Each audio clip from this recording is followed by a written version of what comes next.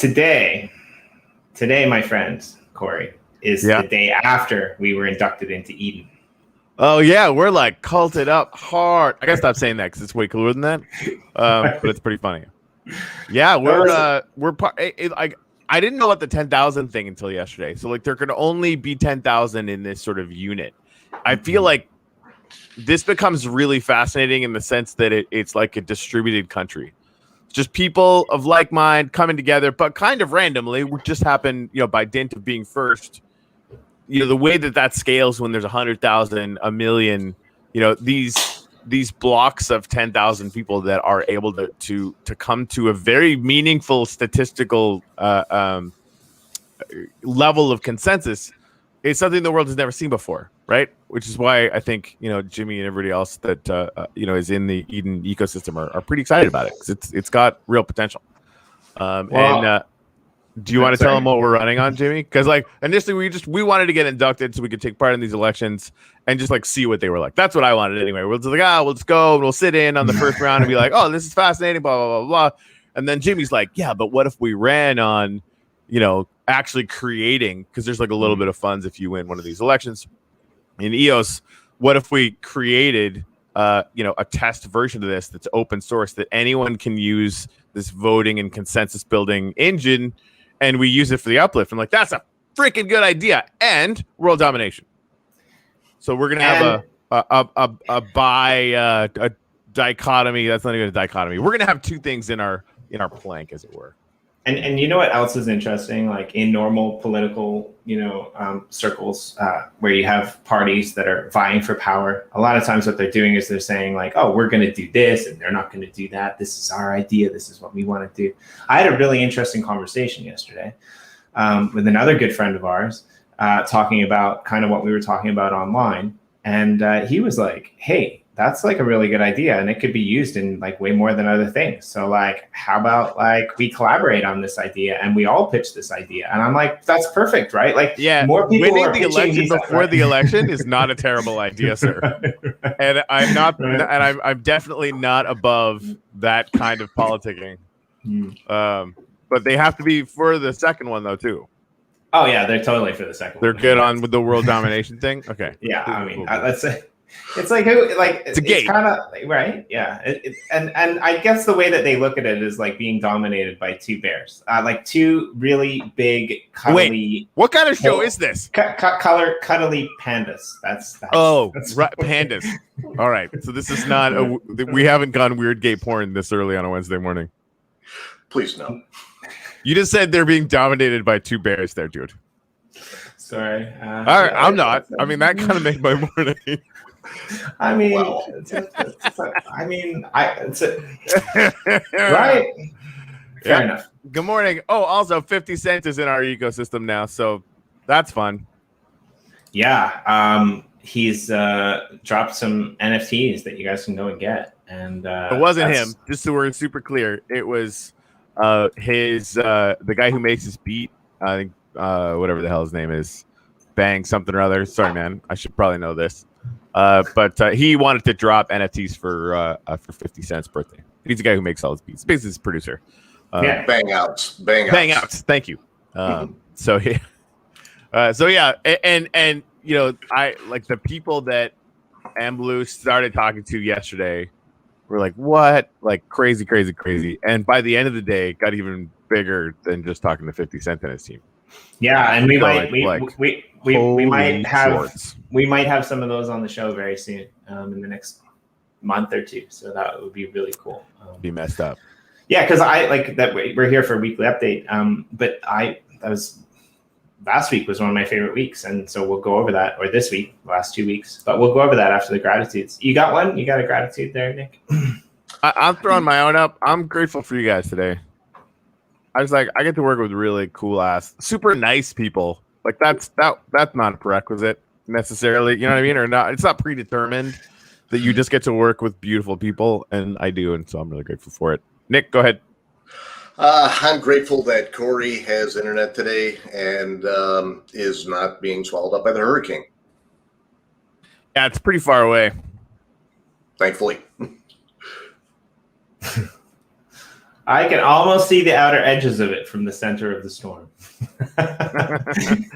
It's a hurricane, not a tornado. Overnight. I'm grateful for pandas and people who don't use flash photography for baby panda pictures. No, that's like a novel. I'm grateful for pandas. Jimmy, done. Fair enough. I mean, it was worth a shot. But it's a thing. When have you ever known Jimmy to keep something within a short, concise thing of words? No. It happened a couple times, and I literally wanted to write the date down. Like, on this day, verily did the Jimmy use the only appropriate number of words to describe what verily could have been, of course, many more words hitherto. No, it was good. It was good. I wanted to write it down. It's all right. For those of you who don't know, I'm pretty damn convinced that Jimmy came out of the womb quoting Othello. Yeah, but like Othello came out 5 times longer than intended. I thought he was a short man. I didn't know. Was Othello short? I feel like the Venetian was short in Othello. Yeah, maybe that. But I also feel like Shakespeare was getting into some anti-Semitic shit there. Yeah. What are you gonna do? All right, I'm speaking out of turn here. I don't know Shakespeare enough to have an opinion. I mean, that's you and every other student in America, Canada, or English. Like only the English teachers get to have an opinion on Shakespeare. That does make sense. That's what I learned. I would sign off on that. All right.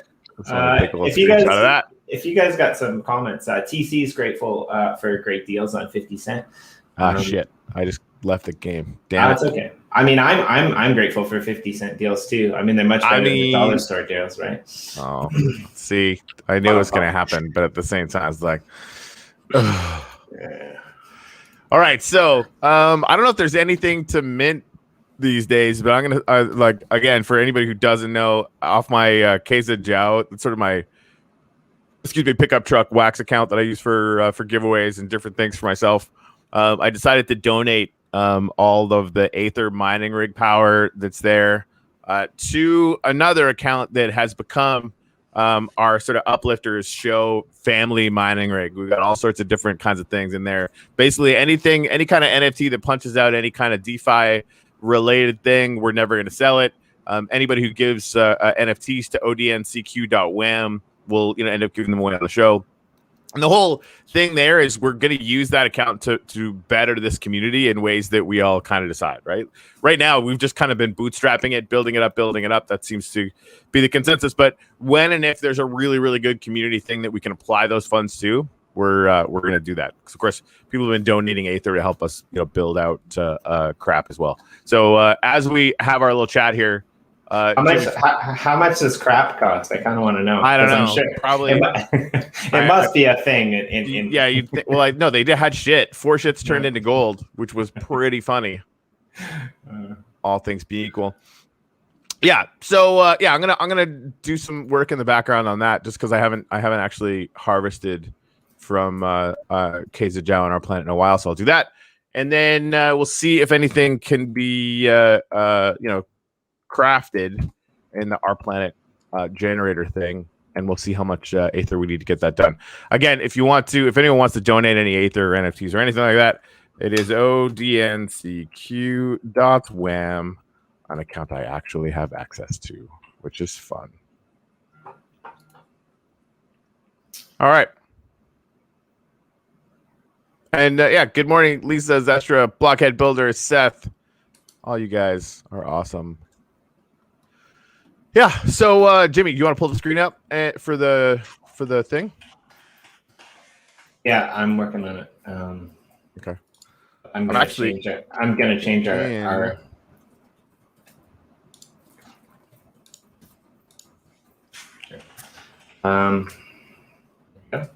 So what's new, Nick? How are you? While we do that, it's been a while. I'm doing well. I'm doing very well, my friend. I know you took that. Yep, go ahead. No, I'm in the promo account, the giveaway account for UpLift, the official one right now. And so I've got some promos in there. And so if you have quick fingers, here comes a promo uplifting and monitoring set. Blink. That's it. Carry on. Oh, Indeed. Oh, yes. And no, just basically trying to keep the ship aligned, and all that kind of fun stuff, making sure everything's all good. Business as usual, kind of boring, which is good. Right. right. Well, we got the and good doctor back now. That Yes. should make things interesting. Although I seriously can we make it so that no one's allowed to talk to him about anything that doesn't include the rewards pool? I know that's not feasible, but it would be cool.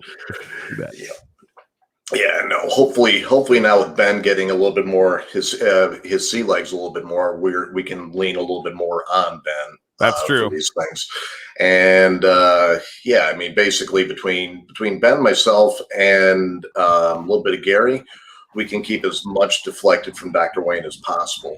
So, which lets him put his mind to work at creating worlds that are hitherforth unseen. So yeah, guys, if you want to send wax to the account, that's totally fine. I think, I don't know about you guys, but I would probably buy, comments for Upliftium, frankly, but we could probably get a little bit of shotgun consensus on that. I get what could we do with wax, right? We want to buy some stuff that's going to be good mining rigs, or have it for, I think we're still in bootstrapping phase. So I'd say either commons for Upliftium, because those are so idiotically cheap right now, or just selling it to Aether and using it to craft more stuff. But it's interesting, those dynamics. Like when I was looking at some of the Upliftium dynamics, I actually took a hit on some of the drops that came from the oxymorons, for the simple reason that I was you know what, screw it, I'm going to leave these clears here because they're actually mining more than the blacks and the silvers, right? And so it was kind of, you can kind of play around with that, and of course they balance each other out over time depending upon what people do, but it's quite interesting. So indeed. Let's go back and find the last update, because it was quite some time ago, if I'm correct. Yeah, it's almost like a couple things have happened since then. Yeah, so this is way back 2 weeks ago was the last one we did. I think I got that right. And yeah, that was in the mix of when Cowie and I were also doing the journeys to the UpLift world. So that was kind of fun. We were just finishing up the first round of those. We have a second round coming up at different times for different people around the planet, which will work out a little bit better. So the first one after the last UpLift update was Bitcoin Babes. And it was really interesting, actually. A couple of different people involved in that project. One of the people who's involved in that project is actually Kindcoin, who you might know from around the UpLift world in the space.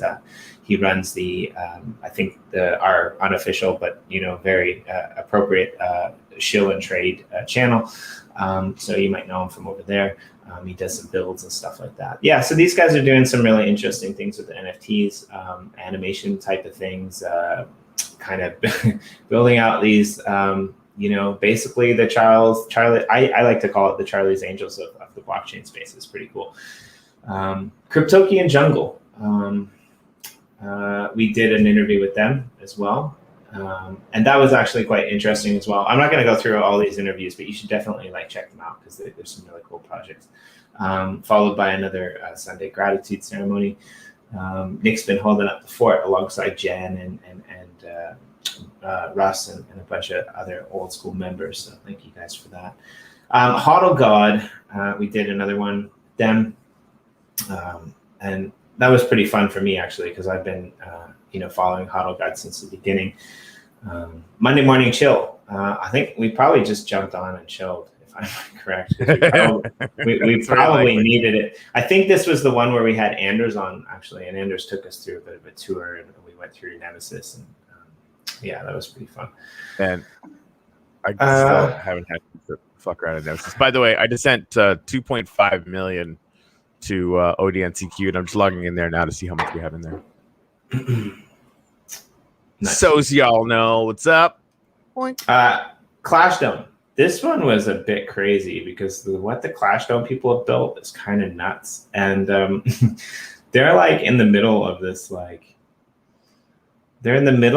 tundra surrounded by like tropical beaches, basically in the center of the UpLift, which is really cool because they've created this really like interesting like dome in the center. I believe that I have this project right. I get confused sometimes. But this was a really fun one for me to sit down and watch as well. They built this whole like kind of like castle that overlooks this massive dome. And I get these confused because there's so many good builds. The Maple Glaze Jerky Chronicles, which is this new show that I do with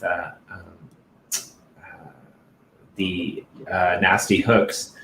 And I mean, it's pretty fun. It gets almost as out of control at times as my show with Sean, to obscurity, to the edge of obscurity. However, what we do in this show is we just go in and we just build stuff. And this one's like super fun. And Nick just disappeared. I didn't even notice. He messaged Andre apparently broke Yoshi drops. Okay, fair enough. So, oops. All right, well, go fix it. Thanks, Nick. That's why we love him.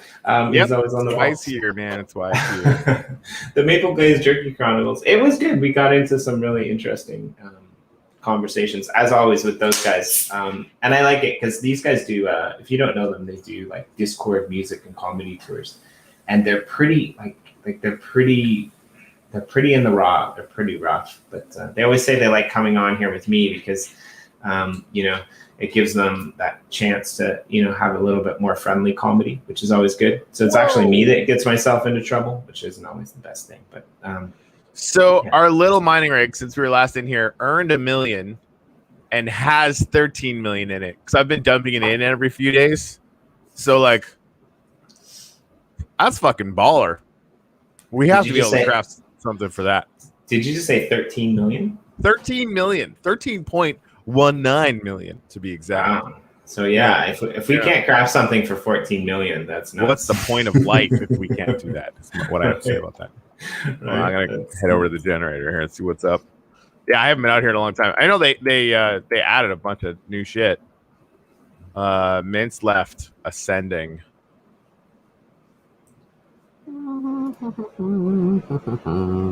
There we go. Wouldn't it be prophetic if you could mint crap for 14 million?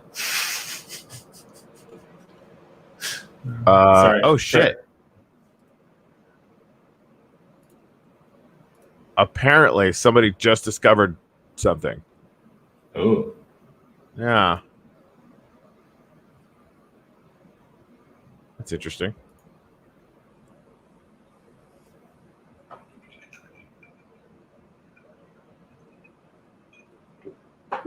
Cool. Hopefully there isn't a piece of shit. Yeah, that's interesting. And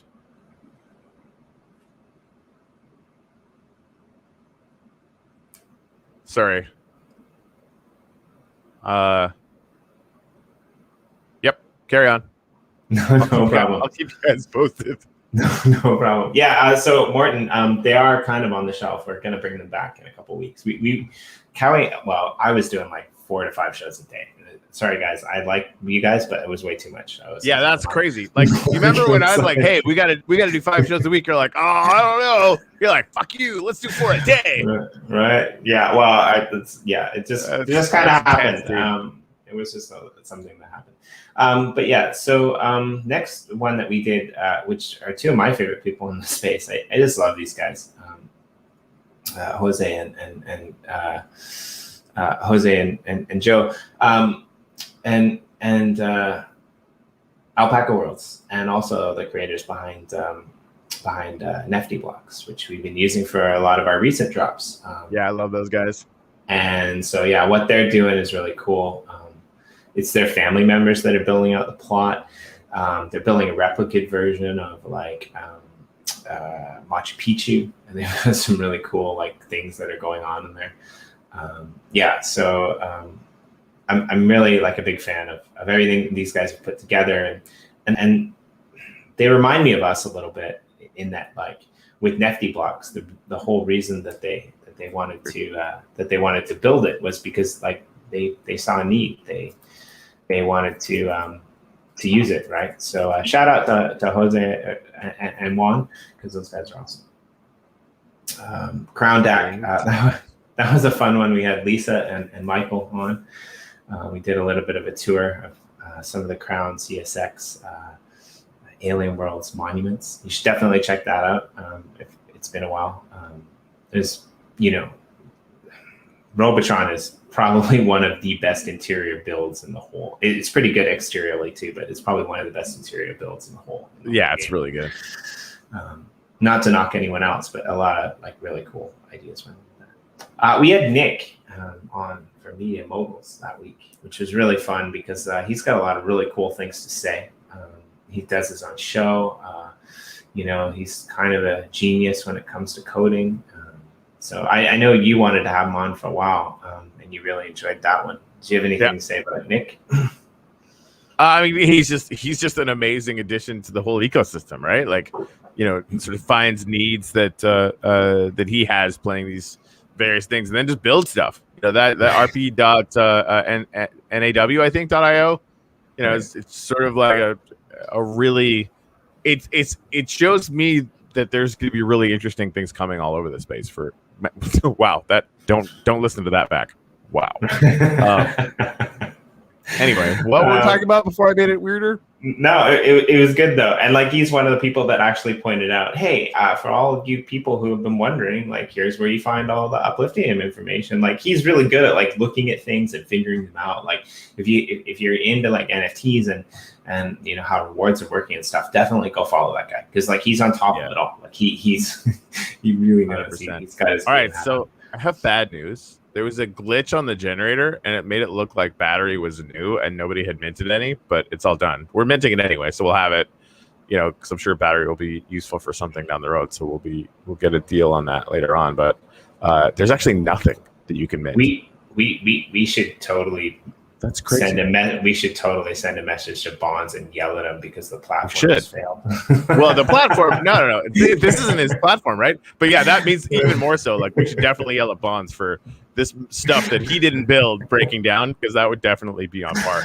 So, I mean, not like that's ever happened before. Oh, I'm sure he gets like not that we're well versed in the very small percentage of people that are what are they? The entitled whiners.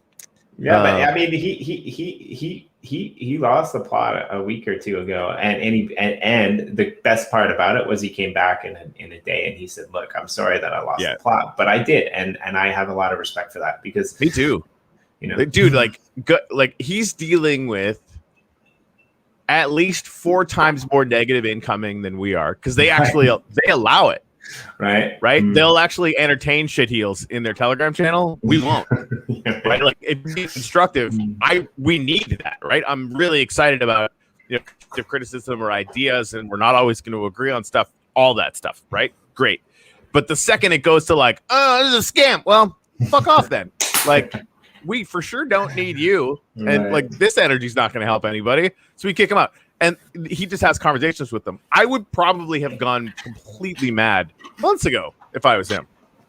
Right? The fact that he lasted as long as he did before just start like twitching and yelling at people is the magic of Bonds. Well, and, I mean, talk about, to your point, like a super stand-up dude crossed the line, knew he crossed the line.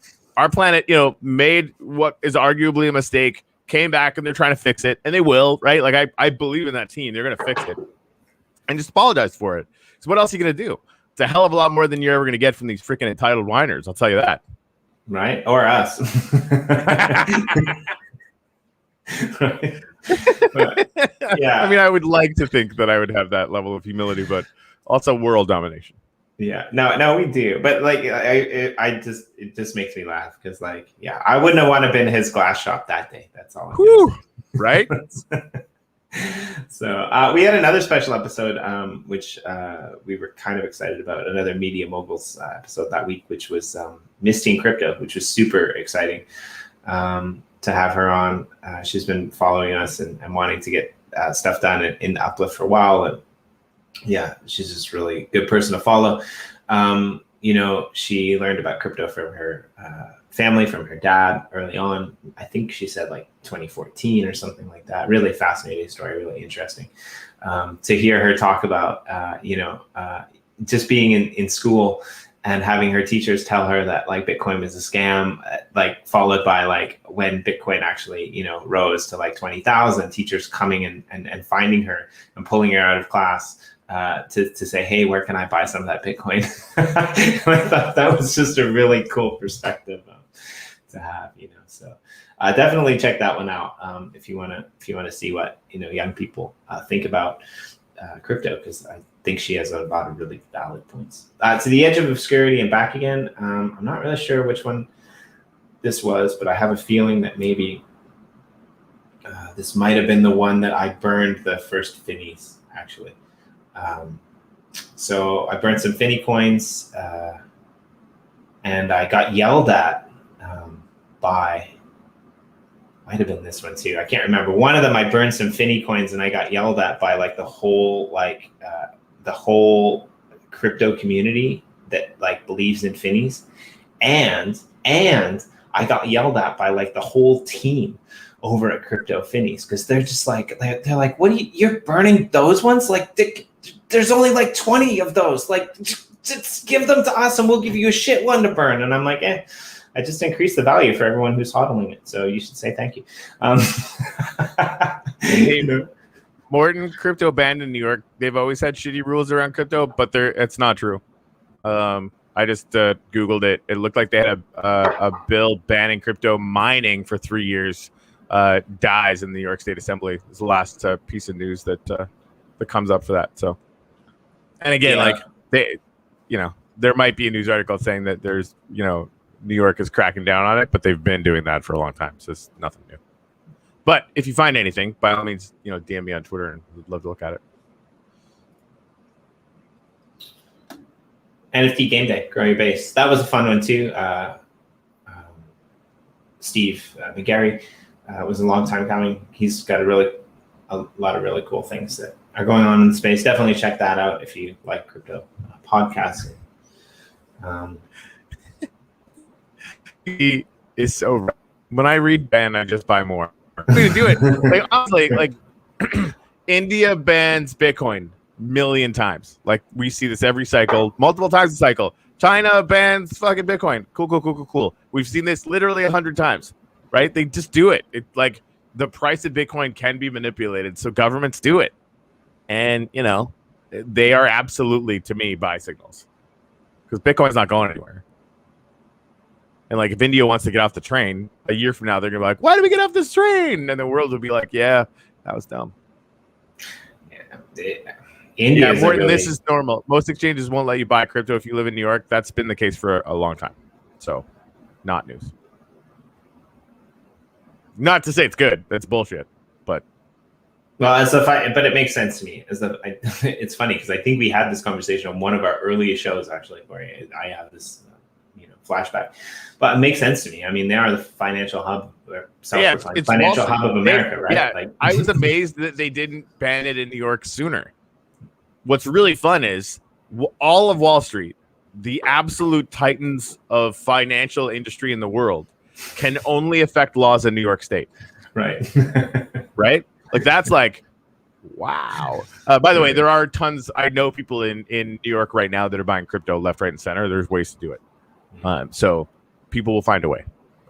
But it's a good point though, right? Like that's sometimes we give American democracy and the states that have powers shit on this channel, but that's one good thing is the fact that like you just pointed out, like New York can only make rules that are govern New York. They can't be national, right? Even though the rest of the nation looks up to them.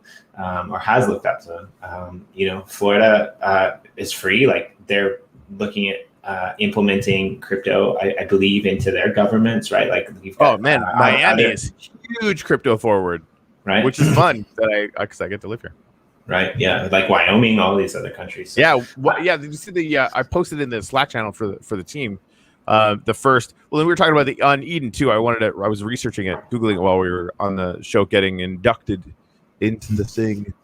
the first official DAO in Wyoming, like registered as kind of a semi LLC, but it's like a legit DAO. So that's super interesting to me.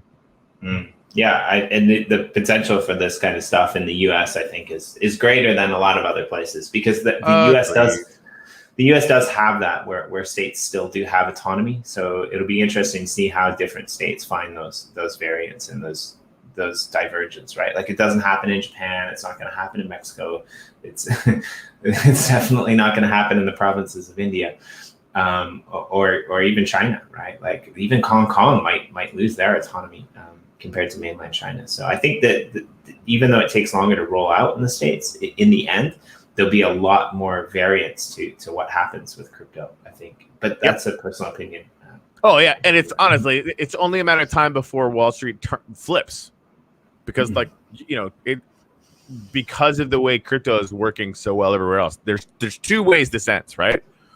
Wall Street manages to ban cryptocurrency in the United States instead of just New York, and that ban in New York isn't even a ban, right? It just means that like exchanges can't operate in New York. You can have crypto, you can own it, right? Like, they can't stop you from doing that.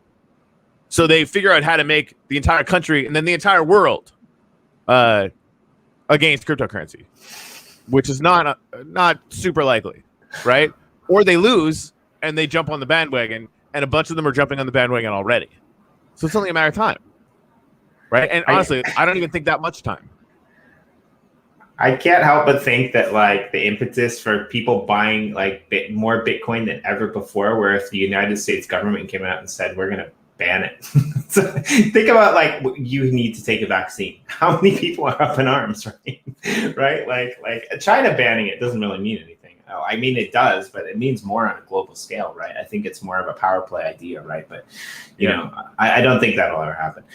Certain states might say you're not allowed to use it here and there, but I think we're well beyond that. And I don't think that they would try. I think they have probably, well, I know they have quite a big stash, right? They've auctioned some of it off, but they're still sitting on a lot of this Bitcoin from early days, from what my research has told me, that was confiscated due to certain things. So.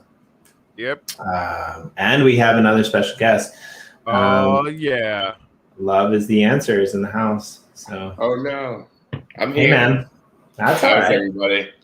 We're good. We're just going through last week's extravaganza shows and, you know, enlightening people or complaining, whichever perspective they decide to take. Yeah. Whatever feels best in the moment. You just gotta complain or explain. Yeah. So we're just looking at the Aether chart and all this stuff. I think we just sit on this until they launch phase 2. So how much did you use for that battery? How much do we have left? 3.5 million, but we didn't get anything from it because there's that glitch on it, so it's actually not within the 600, right? So we still have like 9 million. Okay. Yeah. Because it was 3.5. So yeah, we have 9 million now. That's the thing. I was thinking about, like, we could sell it and, you know, get some comments or something like that. I think it makes more sense to sit on it. Yeah, fair enough. Yeah, we don't know what's going to happen, really. Like, we have I know what's going to happen. Our planet, counting our planet out is absurd. Right. So like, if you don't know what they're doing, and honestly, I don't know exactly what they're doing next. Right. Sit the fuck down, sit on your hands and watch, because it's not like they're not going to figure it out. Yeah, it's right? Already. And it's exactly. Yeah, they know what's up. So yeah, I'm excited. I hate not doing anything. Like, sitting on your hands is hard. I get it. I don't like doing it either, but it's the smartest thing. I was buying rigs last night. I went to, like, even on the market, I was buying because there's so much, like, under what I was used to. I'm just getting Ether and just converting it to wax and just buying new miners because I have faith in our planet. There you go. You know what I love about that is that you're like me. You say Ether. Everyone else just says Ether, and it drives me mad. It's like, what? You have that much Ether? Like, I'm not gonna break. I'm not changing. Right? I'm gonna annoy people with it. Yeah, I'm totally on your side. You got pronunciation is important, especially, like, you know, when I pronounce everything else wrong. Yeah, and if you cave on that, people know that they can break you on anything. So you just Wow. you gotta hold your ground. Right. You're just like, you got to draw the line. Yeah. So that's the hill you're going to die on right there. Yeah. Right. Well, if you die on any hill, you'll die on all hills. So, I mean, if you draw a line, that line has to be drawn. Yeah. something. If you die on a hill, it's got to be on our planet. You know. Yeah, exactly. Right. Yes, this logic is now tortured, but I'm in 100% with you. Yeah, Corey broke me yesterday. He outed me to the whole world. Now they all know who I am, my real name. Things are gonna get fucking weird. Well, yeah, here's what's fun. I've been hinting there's this project on Binance Smart Chain that I've been messing around with, and I actually leaked it on Twitter yesterday. And it's taking me almost a Binance coin a day. Like it's like very, very early Our Planet vibes. Tuttle and I were just kind of messing around with it. I've learned more about DeFi messing around with these stupid fucking chickens than I've ever done. But I basically leaked it. And somebody on Twitter, because it was just in conversation, a new friend of mine on Twitter basically messaged like, "Hey, did you mean to leak this? Because like you just leaked this." I'm like, "Yeah." Yeah. I meant to do that. Yeah, no, I did. I was gonna tell everybody sooner or later, and now I'm just like, might as well be now. Have you watched our show, like Corey and Leaks? I leak information constantly. Yeah, I'm effectively a sieve. It's ridiculous. Have you been to any of our our clubhouse? Yeah, those ones are even worse because he has no check and balance there. Yeah, no, me with Brum is just like, let's do this. Yeah. Dude, I've revealed some things on Ken's show that I'm definitely not supposed to talk about. So Nice. From like random projects, collaborations I'm in, like people I'm working with. I don't know. I definitely need to be careful like you for sure. Well, careful like me? No, you should be careful like anyone. No. That bar be careful like Nick. way higher. Yeah, exactly. The bar is not good. Ask Corey about his. Ask Corey about my spilling too much filters. Hey, I think we all have that problem. Like we all made our way to this space for a reason. We're not like exactly. We're all somewhat degens. We're all somewhat like individuals. I guess is a nice way to put it. So we're all gonna do things our own way a little bit. And sometimes you leak information. I mean, it happens. Yeah, I was on a show the other day on the Obscurity and Beyond, and I said something, and Sean said to me, he's like, dude, like everyone's known that for like the last like 5 weeks. Like, what are you talking about? I'm like, I can't remember where the line I'm not supposed to cross is. Like, I gotta stay well back from it. You're like, I kept a secret for once. You're like, everybody knows that one already. Yeah. So Nerd for King and Edward, they started doing a show on our channel, which is fun. They've done 2.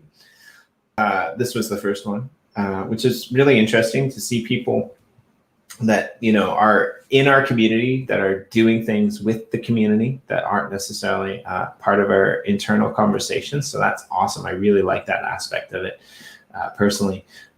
Because they give a whole different perspective from us, and obviously like they're fans, and they've built up, Nerd for King is with the Sammy State community, and they built up quite a big group in the UpLift that they're training, quote unquote training. They're like the subcult of the UpLift. Let's put it that way. So I like it. And Edward's really active in the Telegram channel, and he also has a news channel that he does with UpLift and Yoshi Drops and a bunch of other projects in the space. He keeps adding more, so that's good. Another gratitude ceremony that happened as always on Sunday. Monday morning and chill. I think that we just kind of toured around, Corey, and we looked at various builds, and that was pretty fun. I think we checked out the Bat Cave, Wayne Manor. We checked out a few other things. So, if you just want to see what's being built in the UpLift, especially usually we tend to gravitate towards Genesis. So, definitely check those Monday morning and chills out because. We see a lot of good builds. Maple Glazed Turkey Chronicles, Volume 3. I made a joke, ironically enough, about more Chiba that may or may not have pissed somebody in the audience off, which was really good. So that was fun because these guys are really fun. Like they have like no filter in comedy, and so it's really fun to get them on there. But I was like, Drizzle, the Drizz, he was complaining about he made a joke in the real world, and this is why he does crypto stuff, because like crypto stuff, like at least somebody can filter him online. They can just press the mute button. Bird Brains when he's about to say something he's not supposed to, and he's like, yeah, I need that mute button in real life. Like I made a joke about like pushing your wife down the stairs, and everyone like extradited me from the room, and I'm like, well, I mean, canceled in real time. Right.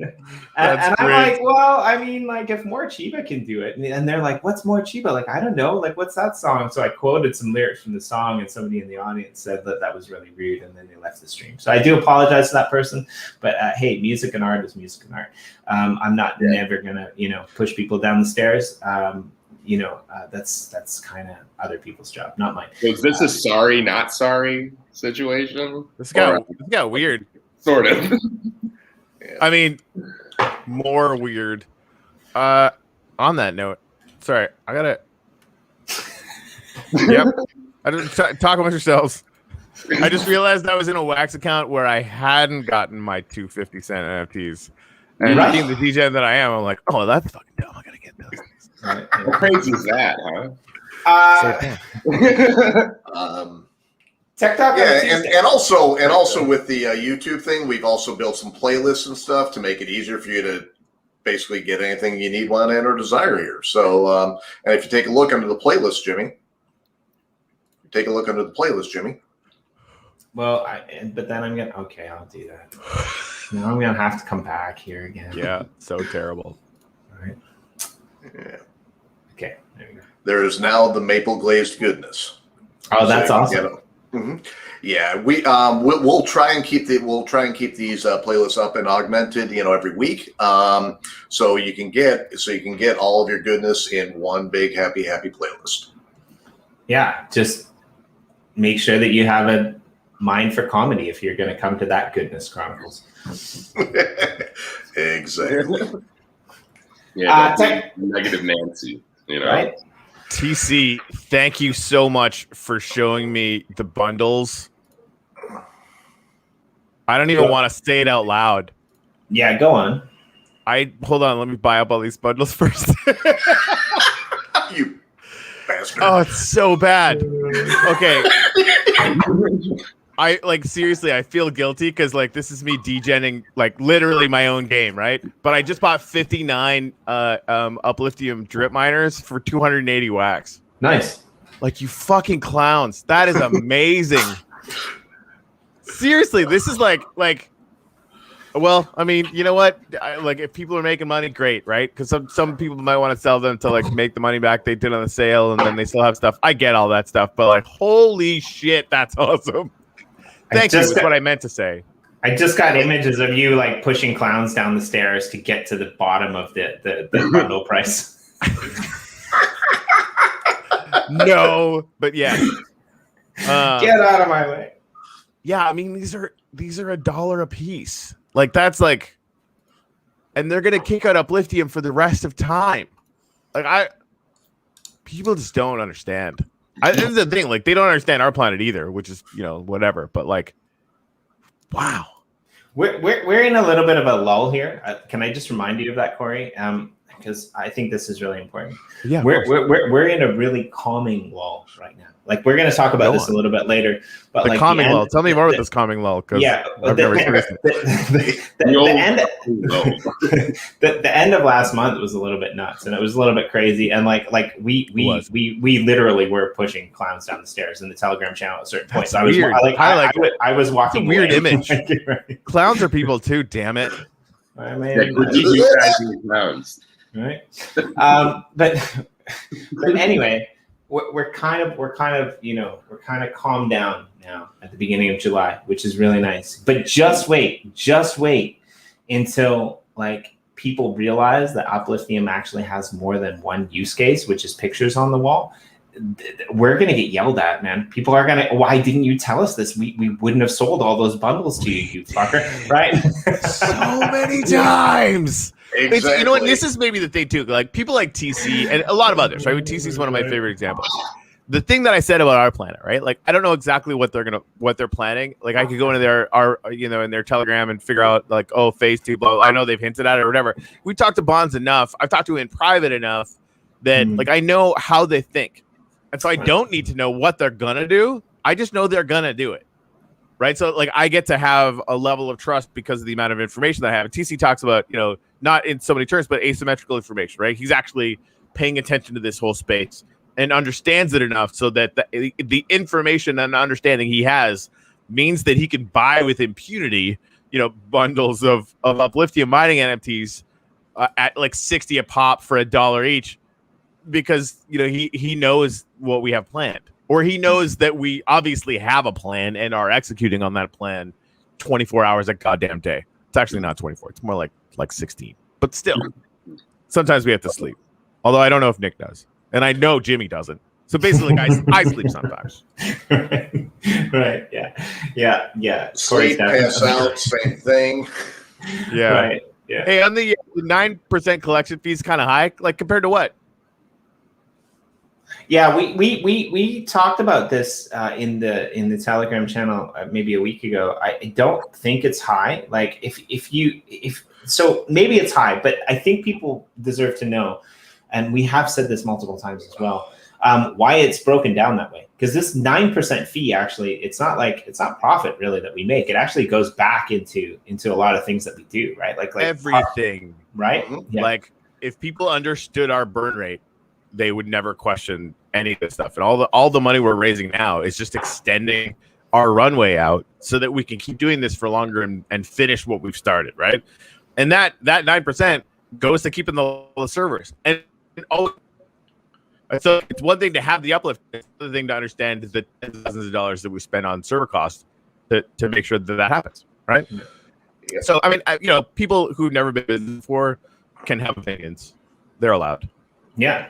I'm And also a little bit of that goes to making sure that like the what do you call it, the uplift donations and stuff are good as well. So it's not like we're keeping it all. We're giving a little bit back. We're giving a little bit back so we can do a little bit of good.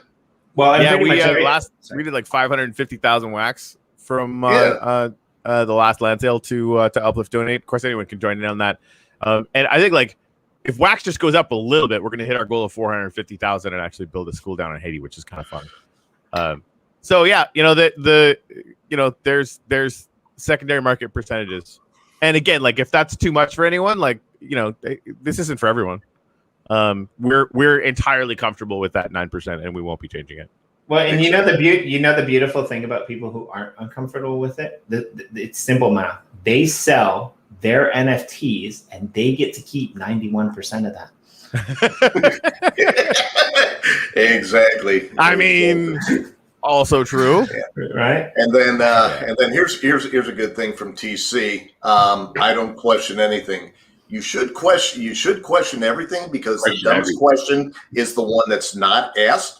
So you just have to remember, question everything, but ask the right questions. Well, and that's not a terrible question. Not a huge fan of how it was raised, but it's not a dumb question to like, hey, what's up with the 9% thing? Like that, that's fair, right? And wanting to understand why we're doing it. Whatever. No, but I think like you're right about TC. Like I think TC just apes into whatever he wants, and it's working for him. So like there's an archetype in DGen land where you're just like, I just buy shit, and that's all you do. And he's proof, like living categorical proof that works. But he just does it all the time. Yeah, and we've got like a lot of solid viewers on this show that like just trust us and trust our track record. We all have our favorites. Like Morton's here every freaking day, and Morton's always got something to say that makes me think. And like, you know, he's not only on our show, Corey, he's like everywhere. He might be in the aether somewhere, like spread across the wax space, because like he's over in Crypto Writer, and he's always busting my balls for not sleeping enough and having too many tabs open, and that's why my internet doesn't work, and it's really lovable. That's adorable. Right? he's about to bust my balls right about now. Don't call me adorable, damn it. Media Moguls, NFT, Loadmaster, their new project. Definitely go check that out. I don't have time to explain it because we got too many people on the panel to go through these like we normally do, and we're only through a week, so I'm going to burn through these. Although love is the answer, and Nick, if you have anything to say about any of these projects, please do interject. One of my favorite episodes of the week was actually Olive Land. We got online with Sammy Snake, and you know, the owner of the land in Olive Land, and yeah, like I'm just, if I like, fascinating. I'm probably at some point gonna be streaming live from under an olive tree there at some point. Dude, that's like halfway. Let's meet there. Right? Yes. Right, it is halfway. To the edge of obscurity and beyond. Sorry, let's go back to the last Edge of Obscurity and Beyond. That was even funner because Sean did it from his shed, so you should definitely check that out. And I did it in the morning. He did it with like vape and drinks, and I did it in the morning with like people in the background, as you can see from that little demo. But last week we were back in our element. You know, it's a 2 minutes and 46 seconds. You know, to wrap up 45 minutes, it was pretty good. We burned a bunch of finnies. We burned a bunch of Upliftium promo packs and real packs. I said if I got a land or a mythic, I would give it to Sean. I'm really happy I didn't get a mythic because I don't want to give any of those away, but I ended up giving him a fucking land. So god damn it. Was like, he got a land and UpLift because of it, but I love it. I had one hell of a weekend. I jumped on the line with Terry Crews and Richie, I believe, from Ultra Rare in preempt to their show, their latest drop, which I in fact missed because I got tied up in a conversation with somebody else, and I missed that 13-minute drop, so I'm a little bit pissed about that. We did a roundtable, which I'm supposed to. Yeah. Anyway, we did a roundtable, which is on here, which is pretty cool because Corey and I we do roundtables every week on Thursday. This week's roundtable's solid. It's clutch. You want to know what we're doing, Corey, for this week's roundtable? I would love to know. Yeah, we're going to do another block producer episode, and our guests are stacked. We've got Daniel Keys from EOS Nation. We've got Crypto Blood from EOS Detroit. We've got Rhett from EOS. I love that guy. Right? That guy's awesome. And we've got Rhett from EOS Amsterdam, and we have June. I think it's June from Attic Lab, and potentially someone from like Soul, EOS Soul, and potentially someone from DeFi Network. So we have a global cast for this one, so I'm super stoked about that. NFT Game Day at Neon Space. It was a great episode. You should watch it. I'm more stoked about the conversation I had with these guys after. I mean, when you get a guy that just quit his freaking job at Marvel to do this full time, you know it's real. Oxymoron, you guys did an episode to do the drop. You want to fill us in on what happened there? I mean, I don't tell 50 Cent. I am much more excited about oxymorons than 50 Cent. Me too. Yeah. That's just real, right? Oh yeah. And again, like, now. With that, 50's coming for you now. That's yeah. When he does, you know what I'm gonna tell him? You guys, you have to do some kind of meaningful collab with oxymorons. Right. That will. Dude, I mean, again, I don't listen to enough 50 Cent to have this mean anything, but like, oxymorons would up his music game. I'm just gonna go out there and throw that out there because they have skills, mad skills for sure. Like, I'm not even the kind of person who says things like mad skills. They're just really fucking good music. And again, like, I'm not qualified to have a good opinion on 50 Cent. He's clearly a fucking baller in the space times a gajillion. But yeah, I mean, I just like, I'm 45 seconds into listening to my first Oxymoron sound. I was a hyper fan. Like, just like, nobody mixes genres like that. It's insane. It should not work, and they make it work. And see, it's that mix that makes them so much more interesting because they're taking hip hop and they're putting it with there was a little reggae influence in it, but it was more heavy metal and a little bit of that tiny little bit of what do you call it? I can't think of it now. Word escapes me right now, but basically the mixing of those three genres was just a fantastic thing, and you heard it, and it was like, holy crap! And normally people when they do that mixing, it comes out a little stilted, it comes out a little bit forced. But this, it was like they've been breathing it their entire life. I was really impressed. So are you guys cool if we listen to Asleep right now? Because I think most of you guys haven't heard this tune because it's not Green Vision. Yeah, well, I think we should do that, but can we just fly through these first? Because I will be done in 3 minutes. Damn it, Jimmy. Yes. Hold on. All right. I got excited. I was like, no, it's okay. So Jen's awesome show. She did a picture installation. You should definitely check that out. That was with Corey and Bullshipples.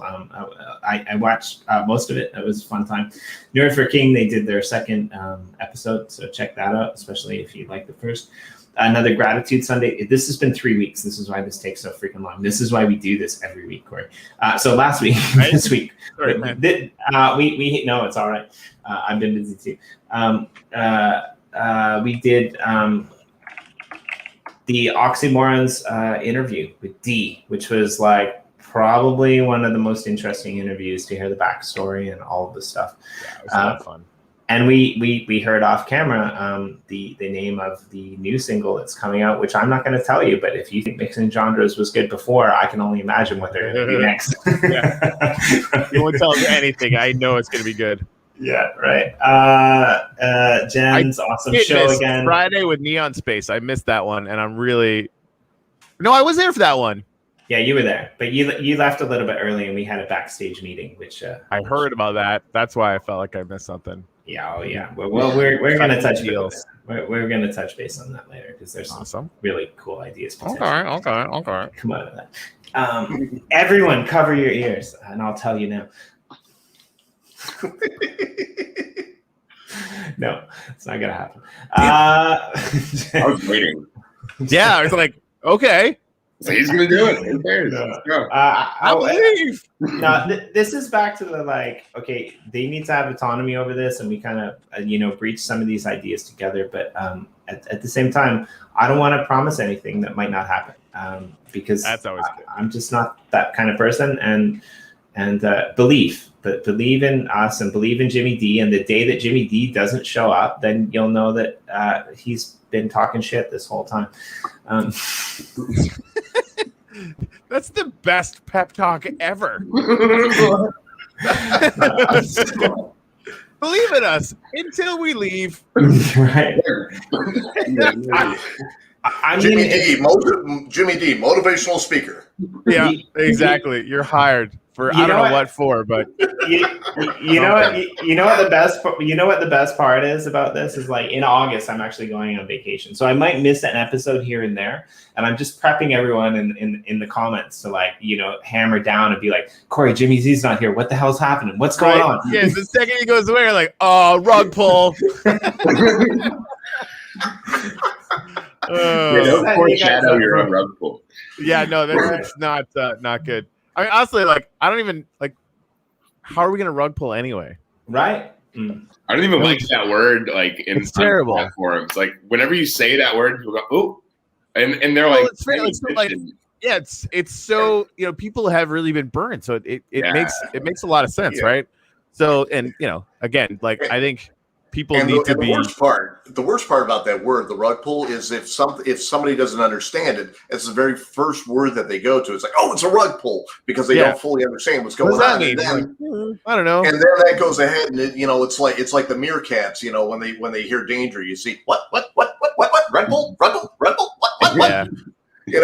So when that happens, then we've got to sit there and be like, calm down, you just misunderstood something. No, you didn't. No, oh God. So yeah, it's a whole thing. I mean, that's the best part about having such a core family of people that have been with us from early on, because they know we're not fucking around. You know what I mean? And again, like as we grow, you know, like we're gonna 4x probably number of people that are in our space in the next 90 days. Easy. And so that's gonna mean that like most people won't necessarily know that, right? So we're gonna probably end up dealing with, you know, some of the negativity that our planet has been dealing with. Toddle was telling us in the huddle yesterday, you know, she's in like she makes, and you'd never know this because she's like smarter, I personally believe, than the four of us combined, and then probably a little bit more, like terrifyingly smart. And she's more of a degen than I am. She's just quieter about it. Like she's in every single sale, analyzing how they're going on Ethereum, on Binance, doesn't matter. She's in the room, in the Discord. And she's like, honestly, like the fact that we got a couple people that are naysayers is like, we're lightweights. That's not even good. You know, like every single avatar sale they do on Ethereum, if you're in the Discord, it's like, we're going to sue you. If you don't like 40 people who are literally going to sue you over drop, like you're not even really trying hard enough. So that made me feel better. Because I didn't know that, right? Like for me, like I just want to make, you know, like I want to like deliver on all the things we say we're going to build, obviously. But then I also want everyone to be happy. And then if you're not, like just, you know, makes us all feel bad. I like the mods like Cowie and Sam and Nick, you've been handling a lot of it as well. Like it's not easy to deal with that stuff emotionally because we're trying so freaking hard to build this thing as fast as we possibly can, that to then go back and like, you know, listen to the whiny speculator class have opinions about stuff. I mean, that's what we were originally talking about Bonds at the beginning of the show. Like the fact that he lasted that long before losing his fucking shit is commendable. It really is. Like because you guys don't see the FUD that we get, right? Because we don't, you know, you don't have to. It's not your job. It's our job. But goddamn, some of it's ridiculous. And apparently at the Uplift, we get a ridiculously low amount of it. And we have you guys to thank, because I know all of you guys are out there, you know, chatting with people and talking about how, you know, much you believe in us. And we feel that deeply as like a reason why we work probably too many hours a day to deliver on the stuff that we, you know, have said we're going to deliver on. Anyway, rant over. No, I mean, but to be fair, we should have saw the bond snap coming. I mean, for the 2 weeks previous to that, he was posting himself in like weird, awkward like memes with long hair and dresses. So that's enlightenment to me. Like now, I don't know if I could post, like if somebody made a meme of me as a hot girl, I don't think I could post it. But I do not in any way, shape, or form judge him for doing it because he's a hot girl. It's like. He is. It works, you know, with deeply uncomfortable, right? But yeah, I have a tendency to pop in and out and snap at times, but I like that about me. So let's just go on. Jen's awesome show. She's been hitting the ground running again. She's got 5 episodes up in the last week. If you have never watched an episode of Jen's awesome show, pick one and watch it, and I guarantee you that you'll watch more because she's really fun, really cool interviewer. And she's been doing picture installs at a ridiculous rate now. Go follow her on Twitter. In fact, you know what? I'm going to get her Twitter account so you can follow it. Remind me, Nick, we need to move what she's doing to its own account so that it's just those screenshots and picture installs. And then because we're going to need more people doing what she's doing pretty soon. Oh yeah. And I would say it's good to have a problem where people are kind of like criticizing. Yeah, it's actually a good sign. I hate to be that guy that's like, no, it's a good thing, but like, no, I think you're right. No, you're right. It's challenging for us. It's challenging for sure, but it means that we're getting a lot of attention. And again, like even that, you know, even how much we get, like understanding, which I didn't understand, I didn't know before, that like other projects deal with this way more. And I think part of it is like the zero tolerance thing, right? If you're being constructively critical, we need that. That's awesome. The second it tips over to, you know, anything that even remotely feels like that to any of our admins, I have said a million times and I'll say it again, turf them. They'll cry about it. I don't care. Because honestly, like this is a life design thing for me, right? Like people that are on the front line in our Telegram channel are eating shit like fucking professionals. Yeah. Some of them volunteers. Right. And they're being super kind and super nice. And like the second that it flips over to where it doesn't feel constructive to you anymore, they're gone. Yeah. Right. Like we will gleefully exclude them from this and never talk to them again. But because this is our lives, right? Like we come here every day. They do this every single day, sometimes for 12 hours a day. And it's just like, if you're not going to be super kind to them, you're gone forever. And I'm never going to look back. And so far, like that's had a profound effect, right? If you come into our Telegram channel or Discord, you come with respect for the people that are in there working their fucking balls off, or you're gone, right? How could we do anything else? Right, and not just the people that are working their fucking balls off, the people that are supporting it. Because once you start seeing the sniping back and forth, and stuff like that. No, I'm the first one that sits there. No, you don't get to play with that. Nope, sorry. And I mean, I'll sit there, do that all day, and I'll eat a sandwich afterwards because I feel that strong. I feel that strongly. About it's like sandwiches. Exactly. But no, I mean, the thing is, people tend to think that this is an NFT project, and it's only an NFT project, and it's an NFT project that's attached to Minecraft, and they only see this part of the picture. They forget that the picture is global. We are not an NFT project. We sell NFTs. We are not a Minecraft project. We have Minecraft as part of it. We are a project that is shattering the way people work these days. We are building stuff on gratitude. We are building stuff on love, being kind to your neighbors. We're giving you guys free stuff, and we're turning it around, and we're helping to build schools in Haiti. Where has that ever happened before in our lifetime? I don't think it has.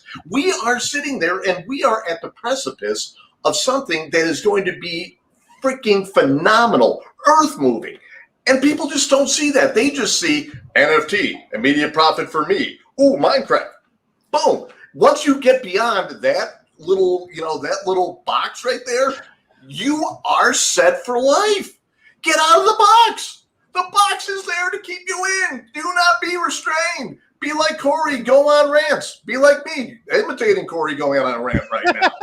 So set that box on fire. Exactly. Set it on fire. We need a meme for that, for sure. We definitely do. However, all right. However, the reason I was shaking my head was this, Nathan, because I think you have a really good point, and I think you're 100% right in everything you say. But I was shaking my head, and I let other people rant away. But here's my issue with it. My only issue with it is I don't feel like we're doing amazing things. We're kicking ass in the space. But the FUD hasn't even fucking arrived yet. I'm not at the point where we've made it because the FUD is here, right? Like it's gonna come, and then I'm gonna go into the Telegram and I'm gonna laugh and I'm gonna be like, "Thank you for the validation, you fucking FUDsters." Wait till blockchain becomes mainstream. That right there is a meme right there. Yeah. All right, thank you, fucking FUDsters. I'm digging that. Nathan, what was that?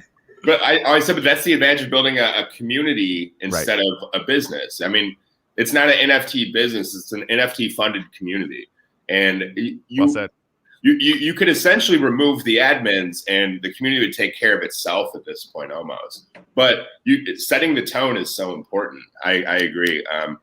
It's good to not let that kind of persist in the environment, but also probably just getting started in a lot of ways.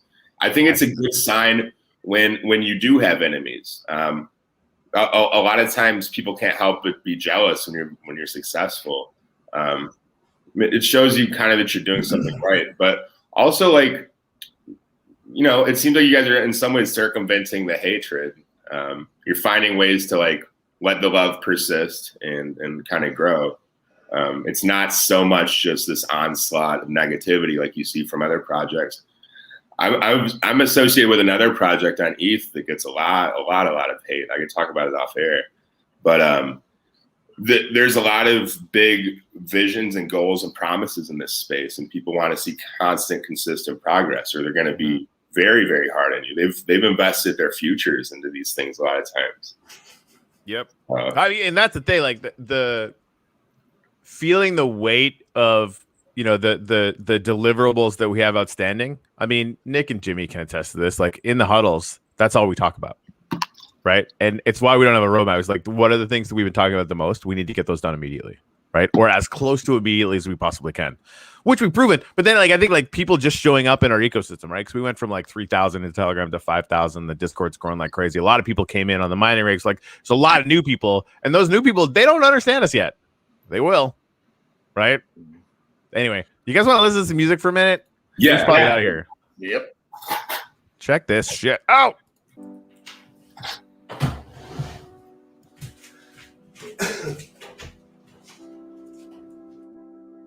When I'm asleep, don't shake my bed, don't wake me up. I'm in my head when I'm asleep. Don't shake my bed, don't wake me up. I'm in my head, my head, my head. I'm in my head, my head, my head. I'm in my head.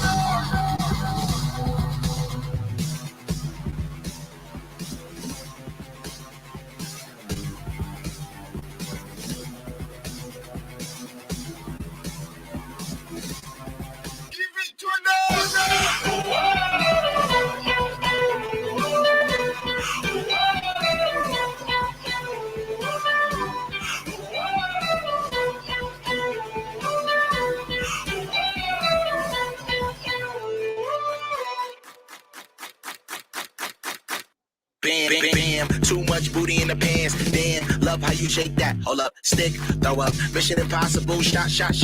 All in the nostrils. I got the gift, the gab. But shorty right there got the gift that. Stop playing. She said she was Croatian with a little bit of Asian persuasion. Was a part of the plan. I was hoping that her butt could be a part of my hand. Did I go too far? Girl, you're bougie. Great Poupon, we're sipping on whiskey, not Chandon. Me, you, and your friends, menage a trois. Then I looked over at my friends and they told me, good. Give it to me. When I'm asleep, don't shake my bed, don't wake me up. I'm in my head. When I'm asleep, don't shake my bed, don't wake me up. I'm in my head.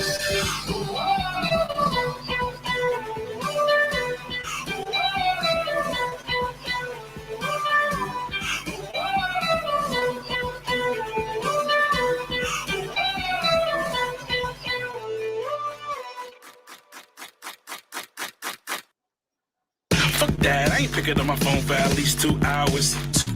They gon' have to wait cause I just spoke up and I'm hopping in the shower. Wash my homeboy texting, 30 on the bottle, got a room for the models, saying they all smell alike. Obey your thirst. Sprite sound nice, so I must disperse. Fresh to death like a brand new herb. Things get loud like the speakers burst. Old fashioned with the balls, Tim Duncan Spurs. It's on hard like Mike's lemonade. Say she straight away, finally getting laid. By the time I got home, I was cashed out, no nookie. I passed out. When I'm asleep, don't shake my bed, don't wake me up. I'm in my head. When I'm asleep, don't shake my bed, don't wake me up. I'm in my head.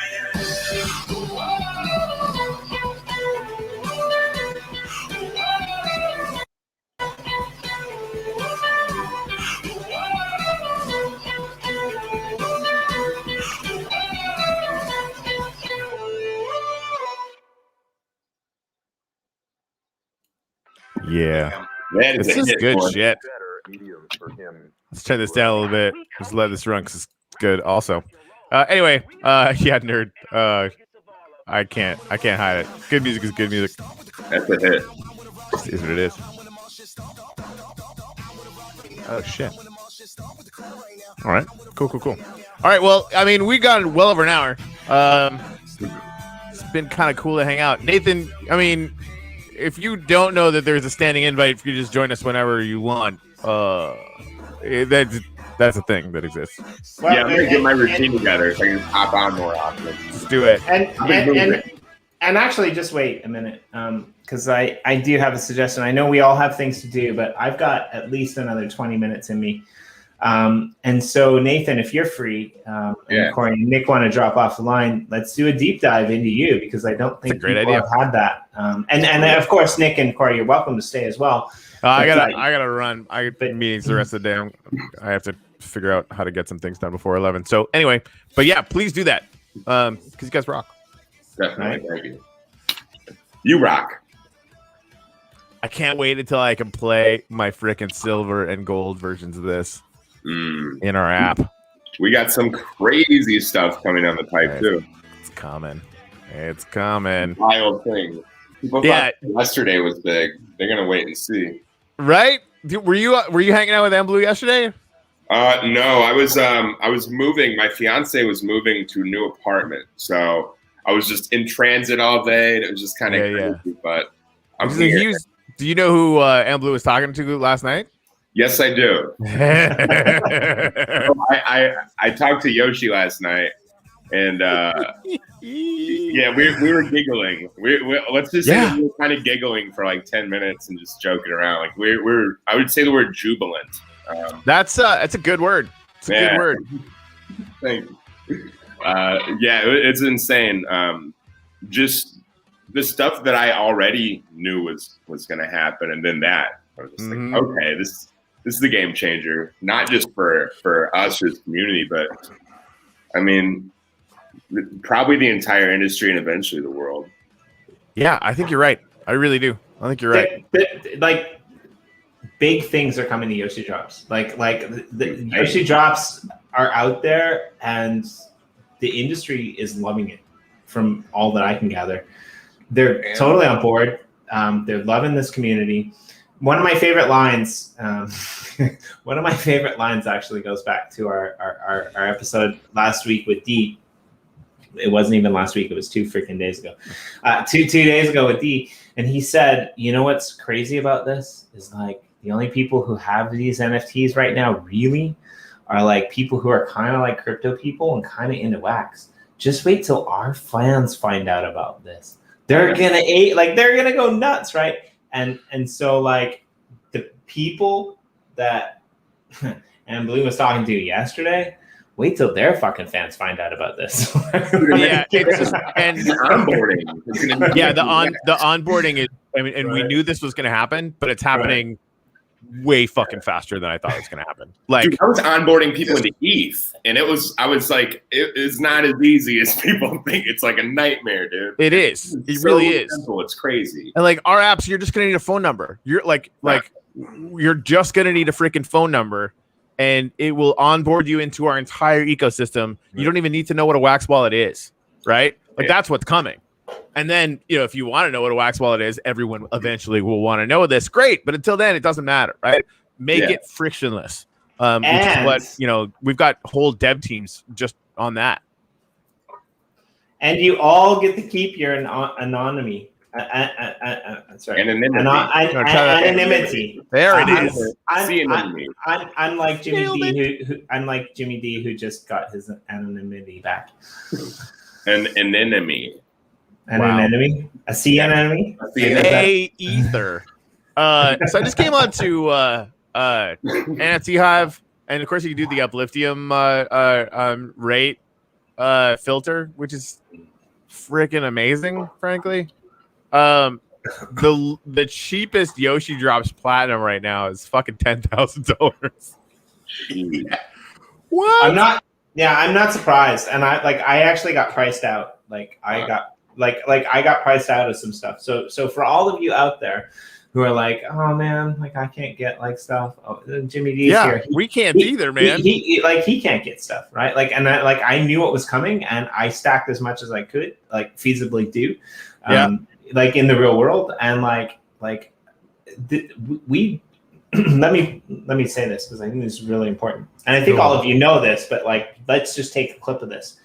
The people on the Yoshi Drops team, the people on the UpLift team, the people on the UpLift Art team, the people on the Legend team, we don't get shit. we gotta go in there with our own crypto, with our own money, and we gotta buy it ourselves. And I'm pretty happy about like some of the stuff that I've been able to afford to buy, like a couple of the James Jeans that I was really interested in.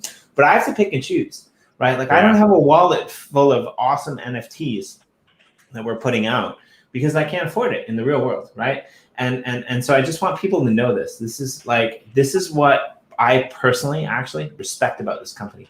We don't mint shit for us. We don't mint money for us, right? Like we're on an equal playing field. And this came up in the Telegram. It's like somebody said like, oh, isn't it kind of like weird that you guys are like, you know, buying your own projects? No, it's not weird. Like Corey said this multiple times. him and Blue are looking at things that they want to ape into, because if they're not going to want to ape into it, then there's no fucking point in doing it. Right? Yeah, that's exactly it. Like, if I don't want to spend all my wax on a drop, we're not done tweaking the drop yet. But it just makes sense. And Blue and I have always been like that since the Uplift art days, right? Like, we want to figure out what we would totally lose our minds and get in on. So that's kind of fun. In business in general, your product you should strive to make your product good enough to where you want to use it. Right? I mean, that's just like, it seems like the most obvious thing you would ever want to do. And we just went the extra step of like, no, we actually have to buy it ourselves. Yeah. It's integrity. I mean, that's another reason people trust the process. You know, they see like, why would they spend their own money if this wasn't legit? Exactly. I mean, it's an obvious question right there. Absolutely. All right, guys, I gotta go eat some breakfast. Then we got fair enough. Get some rock and roll. I'll see you later. You guys keep going by all means. Nathan, I'm really glad you're here. Nick, it was cool to have you here this morning too. Thank you. Love you. Later. Are you gonna chill, Nick, or are you gonna take off? I'm gonna chill. I got myself 15 minutes before I've got to prep for the huddle. All right, so I wanted to do this for a while, and I was thinking about spinning up a different stream for it, but fuck it, we're already here, so we'll just pretend. There's this little. Okay, let's go live. Let's do it live. Right? Don't touch the freaking button. We've done that before, and it doesn't work out well. Don't do it. Okay, so a lot of you. I'm going to tell my story because I don't really know who love is the answer is. I mean, I know that love is the answer, and I don't always practice it the best in my own life, but I'm going to tell my story. So here's my story. We were on a stream a couple weeks ago. And it was kind of an open stream that we had sent, things out to, and there was this tag in who I need to let into the show, and it said love is the answer. And I was like, okay, I don't really know what this is. Like, I don't really know what's happening here. Like I guess, like, maybe, like, somebody invited, like, somebody. Like, I don't really know who this person is, right? And so finally, I sent a message in the private chat. And I'm like, like, who are you? And you're just like, I'm just a guy who's, like, kind of hanging out. And, like, maybe you'll let me in, right? And this is all happening like in the background in the private chat. You remember this, right, Nathan? Yeah. And I didn't really know what was going on because, like, I was being a wise guy, but also I'm a fun guy and I'm super chill, so that's why it was cool. And like so we're like 20 minutes into the stream. I think you were a couple minutes late or whatever. 20 minutes in the stream, and I'm like, I've done this before. I've actually posted like the stream link in public once before, and I was like, I'm thinking like in my head because. Like, again, I was doing like 6 to 7 hours live streaming a day, which is never going to happen again. And people like Morton who watched all of those, thank you. Like, you might be almost as nuts as me because, like, I can't believe I was doing that. And I can't believe that you were watching them all and, like, taking care of me. You're like, Jimmy, don't do that. Don't push that link there. Like, you're awesome, Morton. I love you. But like I'm just like, what the hell's going on? Like, who is this guy? And I think we were doing like a Yoshi drops, like. Thing like where we were out and about in the community, and I'm like, is some dude gonna like photobomb our stream? I don't know what's going on. So finally I was just like, fuck it, I'll let him in. And then like you came in, like we found out who you were, and I found out who you were, and because you didn't have Nathan or anything on there. and Blue talked to you about it, and you kind of introduced yourself during that stream. And I've gotten to know you a little bit. And I mean, Corey kind of alluded to this, like anytime you're more than welcome. But you're actually now kind of part of our, I say kind of, I don't mean kind of, but I do mean kind of. You're kind of part of our de facto team. Because one of the things that we've actually built in the legendary system that we exist in is actually like, it all started back in the Uplift Nation days, which kind of ported to Uplift Art, which was like the case study process for what became Legend, which, took on the Uplift World, which kind of became Yoshi Drops. And there's different people that are kind of working on different projects across the board, but like some of us are like intricately connected. And Nathan has recently been brought on, I guess, like as as an advisor, commentator, artist, person who's in the space who knows what's going on, has been in the NFT space with Ken Bozak for quite some time, doing a live show over there, dropping it down. It's now officially part of what's happening over at Yoshi Drops, in particular, right? And so when Corey said, you're welcome to be on the stream anytime you want, we essentially we put you in the same category as Nick, right? Like you're part of our internal group, you're part of our internal team. There's very few people that we just let jump into this stream whenever they want. Like, Jen's one of them. I mean, she's another one who's like live streaming, right? Like I'm one of them apparently because they keep letting me on. Just kidding. I have rights now. But like for people who don't know you, I want the background cut, right? Like I want to stop talking. I want to have a drink of my sake, which is the cheap shit, but it's good. So let's go with that. And then and Nick, like you mute me and let Nathan talk and interject him whenever you want, and let's play that game for a while. All right. Well, where do I begin? I was conceived in. No, I'm just kidding. I won't go that far. I was born in the Chicago area. My family's from like the South and stuff, so like I'm naturally just sort of my own entity. Wait! You were born in Chicago? Yeah, in Lake Forest technically. So yeah, I was born in the suburbs of Chicago myself. Cool. What suburbs? Downers Grove. Nice. Yeah, I know Downers Grove. Yeah. I lived in Waukegan, Gurnee. Yes. And now he's an uplifter. Yeah. In Downers Grove, and now he's an uplifter. I even lived in Wakanda. People don't know Wakanda is a real town in Illinois. Jesus, I have relatives that still live in Wakanda. There you go. It's a small world. It's a small world. So I grew up there. I grew up in the Chicago area in the mean streets of Gurnee and Waukegan. So not that mean, but typical suburbs. A lot of trips in and out of the city. A lot of just living that lifestyle, kind of the melting pot, I guess. So I grew up there, just kind of as an artist, musician, my whole life. Struggling to like sort of fit in, really. I think like a lot of us probably felt that way growing up at times. So it's cool that it all worked out and that we're all like accepted and sort of community leaders now, because it certainly wasn't always the case for a lot of us.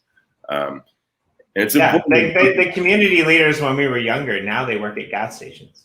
It's weird, right? It's the paradigm has definitely shifted. The meek shall inherit the earth, for sure. I kind of feel bad if there's anyone out there that works for a gas station. I'm sorry. But yes, anyway. Sorry. I've done it too, so it's not. Don't feel bad. I've worked every job you can imagine. Actually, I've done like landscaping, roofing, construction, any kind of anything. I was even a home inspector. So I've done all kind of weird things. But like, yeah, growing up there, art, music. Just a lot of like trials and tribulations growing up, and I eventually found like kickboxing. Sorry. Like I'm sorry. I just can't do it. I just can't not speak. It's in my DNA. Nathan, a home inspector, turned NFTs. Now I'm allowed to look inside what's in your house. That's wild, right? That's wild. That's Sorry, kickboxing. I did some kickboxing. Go ahead. Did you? All right. So that's where my life started to go. I was like, I'm going to just, I wasn't successful in art or music early on. So I was like, I was like sort of an angry young, like late teenager / young 20-year-old, like most like white guys from the suburbs, I guess. Right. Kind of just, So I was like, I'm going to get into fighting and stuff like that. I always watched MMA. I wrestled in high school. I did karate as a kid, all that stuff. So like, I was like, let me just get into this lifestyle. So I spent from about 20 to 30 years old trying to be a pro kickboxer to no avail. I threw out my left knee at least 10 times. I've had many surgeries. It was not a positive existence in a lot of ways. It taught me a lot of things about myself, like strength and discipline, but it wasn't positive. It was worse than failing at art and music. I would say that, because not only did you fail at this ambition, but physically you've been beaten too. I mean, you're in pain as well as like mentally and emotionally. You're physically hurt. So that angle, it was never something I liked. And then like later on, I started to really realize that I don't even like doing that to other people. I don't want to hit anybody. I don't want to hurt anyone. It actually feels kind of fucked up now to do that, to hit somebody. It's one of those things. I don't know what it is. Maybe it's like random, spiritual or plant medicine experiences like throughout my 20s, but I kind of slowly morphed into more of a peaceful, loving person, and decided to get like back into art and music a lot. And then with that, of course, comes the financial struggle of working to support like your art and music lifestyle, I guess. So working in a sewing factory was what I was doing. Seriously? Yeah, up until about. Man, you're like Nick is my brother from another mother in a whole other way, because like we kind of jive on the maybe the spiritual and the intellectual like aspect, but like I can't believe you worked at sewing factory. Like like before I kind of got into crypto, me and my missus, because she used to be a dancer, like a professional dancer, and she used to be a teacher, and so she used to make costumes. And then when we met, we decided to create this like little like business where we were like doing. I'm a permaculturalist, and like we live in Japan, so there's all these like cool kimonos that you can buy, and so we were reforming kimonos into like new, like we were reforming kimonos into like new age like fashion, right? Like we were taking these kimonos, we were ripping them apart, we were making like mini skirts and stuff like that, different like men's t-shirts and things like that, and we were like kind of selling them at like community markets and online a little bit. So dude, I really like that. Like, let's talk about that. You were a sewer. Yeah. What does that mean? Because like I don't know, like if you were like working at a shop where some guy would come in and he's just like, I just bought these new shoes and now these fucking jeans are dragging on the ground and they're gonna get all muddy and then they're gonna scuff up my shoes. So god damn it, like hem this shit, you motherfucker. Like I don't know why I feel like swearing right now, but I just do. I think it's funny. No, it gets you probably not like not swearing. I want to know the story. You get me fired up. I'm just so excited about the fact that like you used to sew, because like only confident men sew. Like this is a fact of life, right? And like did you learn to sew with dental floss? Because that's what I learned to sew with. Because you don't have to tie the knots. You can burn it. It melts into the fabric. You can never get it out. It's tough, right? You just burn the threads. A lot of people don't know that. Like, I need scissors. Just get a lighter. It's so much better. Right. Yeah, so like that was the most consistent job I ever had. I was talking about all the jobs that I did. All those were essentially side jobs. From 18 to 32, and I'm 33 now. I quit my job, within the last year, just because of crypto is awesome. But I from 18 to 32, I sat at that sewing machine. So almost a full, like that. I was getting towards like 2 decades on a sewing machine at some point. I was definitely feeling like I was wasting my life. There was this window in front of my sewing machine.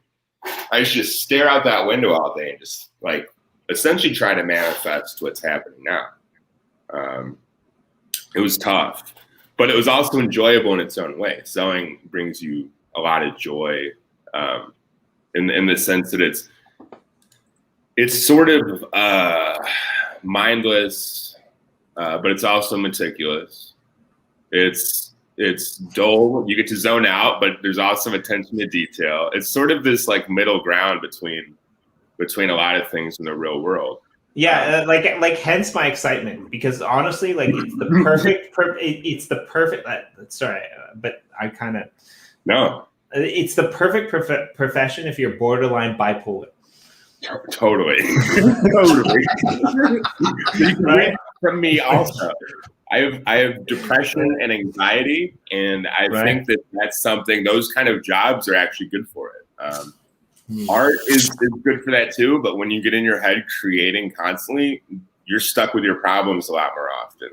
So Those kind of tasks, even like raking the yard or sweeping the floor, doing the dishes by hand, like these things are actually good for like mental issues, I think. Yeah, and like I'm not like trying to throw anyone under the bus or make fun of things, but like Nick will attest to this. He's worked for me like long enough, worked with me, long enough that he knows like I can be like really relaxed and really carefree, but at like other times I'm just I'm like in the zone, and I, like everything that anyone does is not quite perfect enough. And so I flip back and forth between these things. And I think actually everyone on the stream might be semi kind of like that, right? Like we all like to release, we all like to have fun, but at the same time, you know, when it comes down to like what we believe and the things that we excel in, we're actually very meticulous in like making sure that everyone else does it our way, because we believe that our way is the best way or the most transitioned way or the safest way in many aspects, right? So, absolutely. Exactly. And see, and that's why I do woodworking as a hobby, because whenever I get overwhelmed and stuff like that, I go ahead and I just do stuff. Even if it's just me taking a piece of wood, shaping it into like a V or something like that, it's the action of just cutting, sanding, and stuff. It's just you at one with your material. And me, with me, it's a 2x4, it's something like that. But when you can pour yourself into something else, such as this space allows us to do,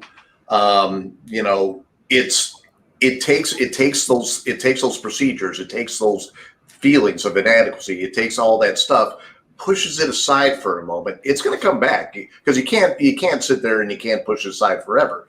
But once your body and once your mind starts seeing that you can do something and it is good and it is going towards a positive thing, the rest of your guys in your head are like, hey, I did something.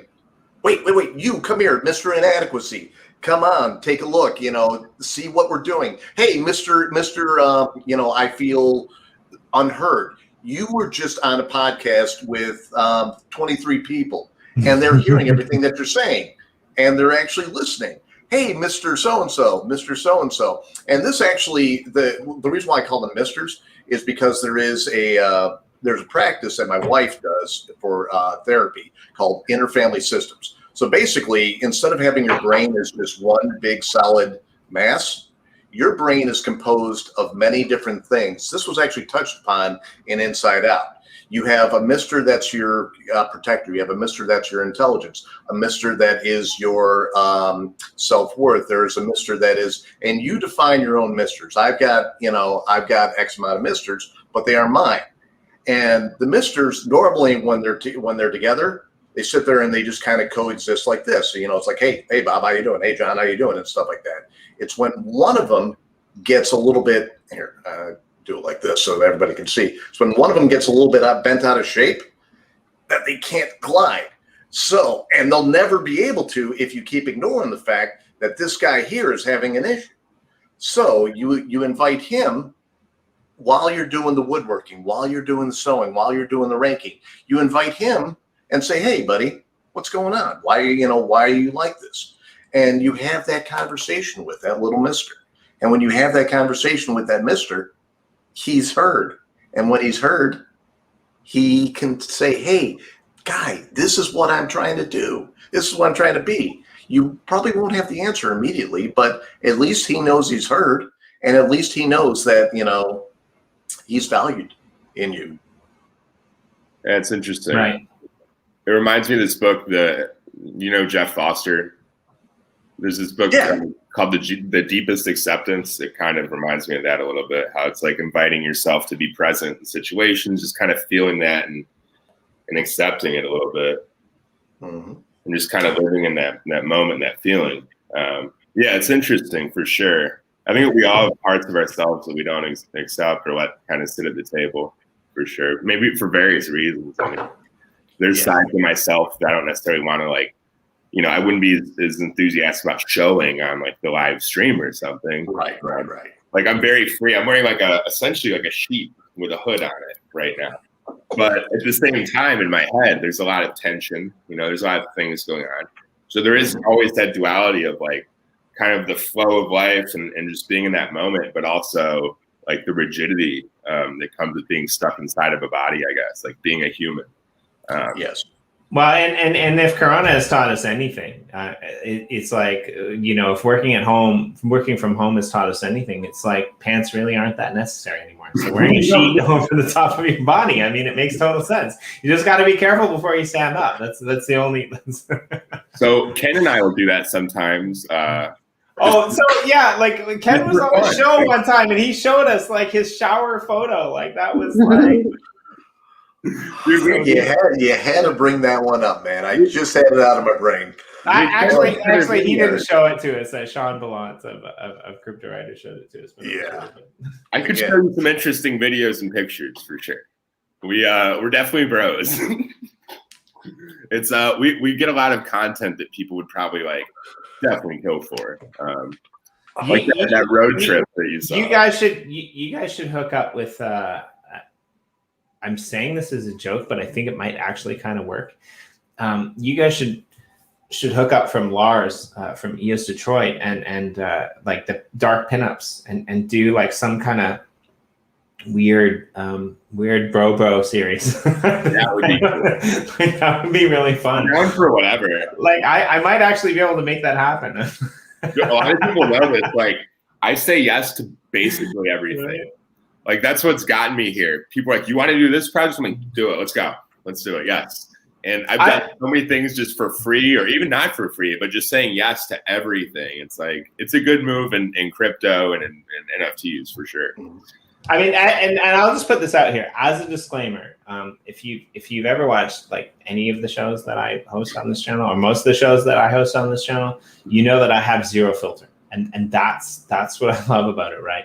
Yeah. And this is the UpLifters show, but the UpLifters came about long before the UpLift world, right? The UpLifters came about, when Corey and I first started this channel, and when Uplift art was a thing, when Uplift Nation was a thing back in the day, where we were looking at like basically creating. Blockchain charity that was like by the book, by the rules, registered in America, that could go out there and that could, basically onboard all of these charities, which we quickly found was quite impossible to do charity in a real meaningful way. And then we kind of, and Blue mostly stumbled upon this model that seemed to work, and he got the backing that he needed with friends and family and just his own ambition and drive.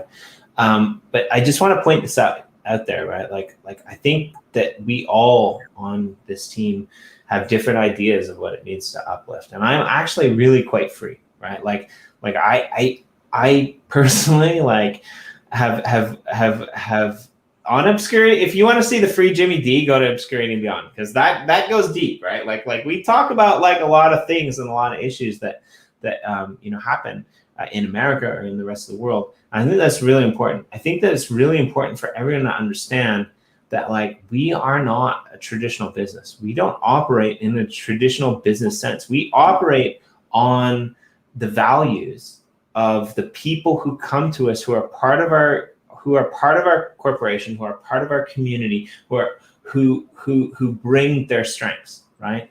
And you don't have to like us all, right? Like you don't have to believe in the things that we all believe. But one of the things I think that keeps us strong is we all believe in the ability for every other person to be an individual and bring to the table what they excel at. And that's really important. And I think actually love is the answer.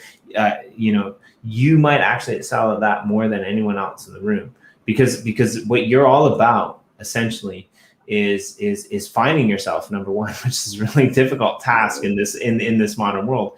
Right. But like I kind of feel like through your journey of accepting yourself and who you are, coming from where you came from and all these different experiences you had, then what it boils down to, your position in the space and essentially why you're so good at what you do, is you accept people for who they are, and like most importantly, where you got to where you were, and I'll go the other side of this as well, where Ken, I believe, got to where he was as well, is because you guys connected on this, you jived on this, and you just decided to be who you wanted to be and do your own thing. And now you're at the point where you're kind of support for one another, but at the same time, you're kind of branching out and you're doing your own things, right? Like you're over here with us. Like we love Ken. He comes and visits once in a while. Like we love when he comes and visits. But like you're over here with us. You know, Ken's doing stuff with like people like Crypto Stash, which is amazing, right? But like you guys have this foundation. You have this like thing that you do, and it's the same for all of us as well, right? Like Nick and I have a standing introductory meeting for the last 6 months, which has never actually happened, right? Like if Nick knows someone that I should know, and we need to collaborate. We need to do something. I'm not going to out it there, but we've never actually been we've never actually been able to make it happen. It's Puff Daddy. I'll just say it, Puff Daddy. No, it's not Puff. Well, she thinks of Nick as her Puff Daddy, but anyway. Ooh, that's a head. I'm gonna get you for that one. Yeah, no, it's my wife.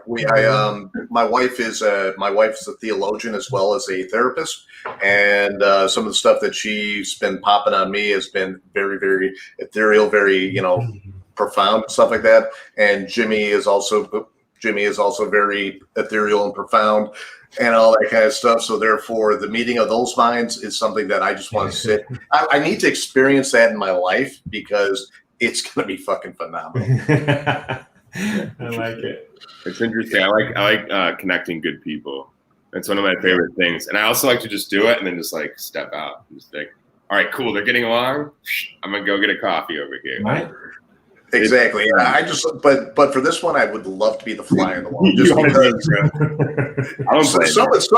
somewhere in there's going to be either a new dichotomy that comes around, or there's going to be a new diagram, or there's just basically going to be some sort of new weird earth-breaking thing that's going to be so colossal that a new paradigm is going to be built on it. Yeah, I'm very excited about that. Yeah. So right, I've got a meeting I've got to get to, so I got to pop out. But Nathan, man, love talking to you, and we need to catch up a little bit more, my friend. Definitely, anytime. I love you, man. Have a good meeting. You too. Bye. Thanks. So, love is not the answer. More time is the answer, because I'm gonna have to jump out for that meeting as well. But here's what I want to do, because we never got to it. Ken's on the road. Yeah. And actually tonight I wanted to have Ken on because it's been a while since we've talked to him. Like a couple weeks or something. Like he pops in regularly here and there. But yeah, I was just messaging him and he didn't get on, and we were talking earlier about the show, and I said, maybe you want to join. And then, he was busy. As you told me, he's kind of in transit. He's moving around. He's doing his own thing. But here's what I want to do in the next week or two. I want to bring you and Ken on together. And I want to explore this idea of like what draws you to one another. I want Corey and I to be the jokers in the middle of you and Ken. Because I think I'm not throwing this out there, right? But you guys are like family right now. Like I watched your show, I've watched your cast. You do cast together. Go back, follow Love is the Answer on Twitter and Ken Bozak on Twitter, and like scroll way back when Ken did the shitcoin conference in Miami, and there's some great footage of you guys driving in a van or a semi or something back together. There's a whole story behind why we had to get a van too. Right. So I want to hear these stories. I want to hear like the behind the scenes of Love is the Answer, Nathan and Ken Bozak, the ultimate bro. Like I think that this is something that like people who tune into you might kind of have, like the general background, but I don't ever remember this story actually ever being told. And I think that would be really fun just to dive into it and like, hey, like you remember your perspective and my perspective, let's talk about it. And like it's going to be totally different, and it's not going to be bad, it's going to be good all the way, right? Because you guys are really close and really tight, and we love both of you. And I just want to do that in the next couple of weeks if you're down. I think that would be super fun. So one thing I'm trying to do is he's going to LA right now. And as soon as he leaves there, I'm trying to get him to let me buy him a plane ticket to come to my house. and he'll probably be sitting right here next to me soon. And then I'm going to try to convince him to just like live in my apartment for free or something. So I've got an extra room I'm not using.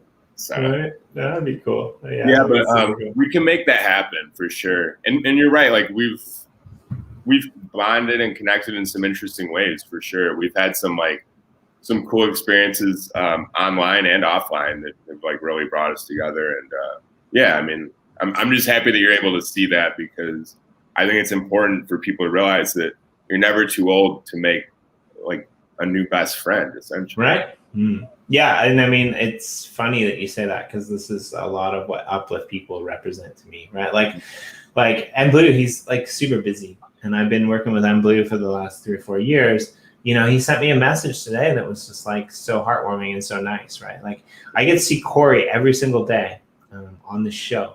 And then it was too much, not too much Corey, but like just too many shows. And for both of us, we were like, we need to take freaking weekends off, right? Like we have families, we have people who care about us. Like we have like things that are happening in the background in the real world that we need to deal with. And we did that. And for the first 3 weeks, it was really weird, because it's like, it's been 2 days since I've seen you. I feel like I have nothing to talk to you about now. Like it's weird like that, right? Like when you form these relationships with people online, whether it's in video, whether it's in text even, like, and this is kind of my aspiration for this community that we're building with Yoshi Drops and the musicians, this community that we're building with like artists, this community that we're building with UpLifters, right? You know, I want people to go into the game, spin it up and into the metaverse, spin it up and play together, and like spin up a Zoom link, right? Like I want people to jump on whatever, you know, platform they use to connect. Whether it's a voice call only, when they're creating some new collaboration that's going to be released with Yoshi Drops, right? Like I think that the end product that we're putting out is going to be really fascinating. And it's always going to be fascinating. It's going to be fascinating because we're tapping into these creative minds. But I think what's going to be more fascinating to me is the collaborative process that comes through that like creativity that people like attached to, right? And people like you and Ken, people like me and Corey, people like M Blue and Corey, we found that, right? Like we found that with people that we've never actually been able to sit in the room beside one another and give a hug, right? That's a pretty messed up thing, right? People need to go out there and find their Corey or find their Ken, because it makes a difference. Even when you don't do the show, you have this urge to kind of call each other and talk for like an hour. It's weird. It becomes a part of you. The show in some ways is as much for us as it is for anybody else. And I'm sure that you feel that too. It's a form of therapy for sure. Just makes you feel good. Right. And that's totally it. So I have to bounce too, because I have a meeting. You too. Just realized the time it was. But like we're super stoked. I know that you follow our YouTube channel. I know that you're on tomorrow and see if I can like make some like fun comments in the background. Well, tomorrow's we don't actually live. You're more than welcome, but we don't actually air live on our channel. We air on the Crypto Writer channel. Oh, So Corey and I, we do an EOS block producer episode tomorrow. But on Friday we'll be back, and like Corey said, like if you see the previews, you're welcome to jump in anytime. Just all right. Hell yeah. And let's set up the thing with Ken. I definitely want to tell that story and tell our you know what I kind of want to do? This is what I want to do. Let's see how you feel about it. What I kind of want to do is I kind of want to set up a thing with Ken. And then I want to like not let you in for the first 10 minutes. Okay. And then like 10 minutes into the show, just love is the answer is here, and we see how he reacts. Like this would be super fun, Chow. I mean, unless of course you guys are in the same room. It's just like, hey Ken, it's okay. Give your gratitude. What's going on? It could be like he could start off in here. It could be like the time he was on air and I brought him some mac and cheese. And you could just like come through the door. I kissed him on the cheek and gave him a bowl of mac and cheese. And the people, the audacity that they had to not even mention it. like we were trying to get a rise out of them, and they just kept going. Like me and them were like so frustrated. That's awesome. We'll pull it done. I admit, honestly, like I would love to see you on the show like once every week or once every couple of weeks. So please set us up whenever something sparks, like whenever anything is interesting. And also I'm gonna put this out there as well. It is nighttime for me. Okay. And I do, tend to, pour a glass of sake when we go live, which means that I tend to be the talker. But all you have to do is just like chop. And I will be quiet, and then you can have your piece, because everyone deserves to listen to you, Nathan. It's like the GIF I sent you, where it's Eric Andre chopping a cake. Right. That's So we're not going to do a chop today. We're going to do the best kickboxing move you've ever learned with your hands. I mean, you can stand up, but don't kick your computer.